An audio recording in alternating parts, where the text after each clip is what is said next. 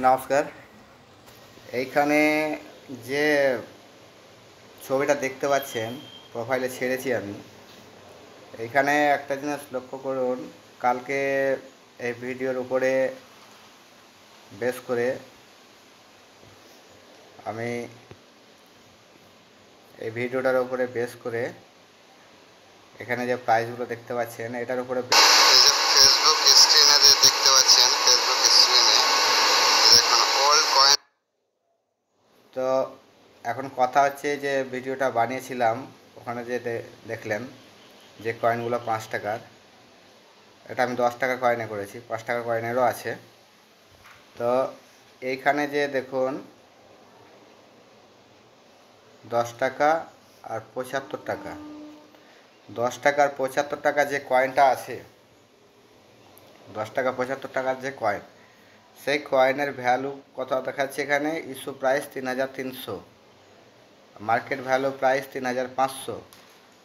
তো আমি একটা করে কথা আগা থেকেই বলে আসছি যে এই প্রাইস যেটা আছে সেটা পাবেন না। কেন পাবেন না? কারণ কয়েলে কন্ডিশন ঠিক থাকে না, 1 নম্বর কথা। 2 নম্বর হচ্ছে এই কয়েনটা দেখুন জারি হয়েছে 1935 টু 2010, হায়দ্রাবাদ মিন্ট, অবশ্যই হায়দ্রাবাদ মিন্টের। আর platinum jubilee of Reserve Bank of India, platinum jubilee Reserve Bank of India, কয়েনটার মেটাল প্ল্যাটিনাম জুবলি। তখন সেই টাইমে কয়েনটা যখন সার্কুলেট হয় প্ল্যাটিনাম দিয়ে এটা তৈরি আছে, বোঝা গেল? আর 10 টাকার একটা কয়েন আর 75 টাকার একটা কয়েন, এই দুটো মিলিয়ে এটার হচ্ছে ভ্যালু, এই দুটো মিলিয়ে এটার হচ্ছে ভ্যালু। তো দুটো মিলিয়ে এটা যে ভ্যালু, তো 10 টাকার এই কমন কয়েনটা প্রায় কম বেশি সবারই কাছে পেয়ে যাবে, ঠিক আছে? আর এই 75 টাকার কয়েনটা কিন্তু পাওয়া মুশকিল আছে, 75 টাকার কয়েনটা পাওয়া মুশকিল আছে, যার জন্য অনেকে এই কয়েনগুলো কালেক্ট করে রাখছে, ভালো কথা, কিন্তু আসল ইতিহাস কিন্তু এটা। আশা করি বোঝাতে পারলাম।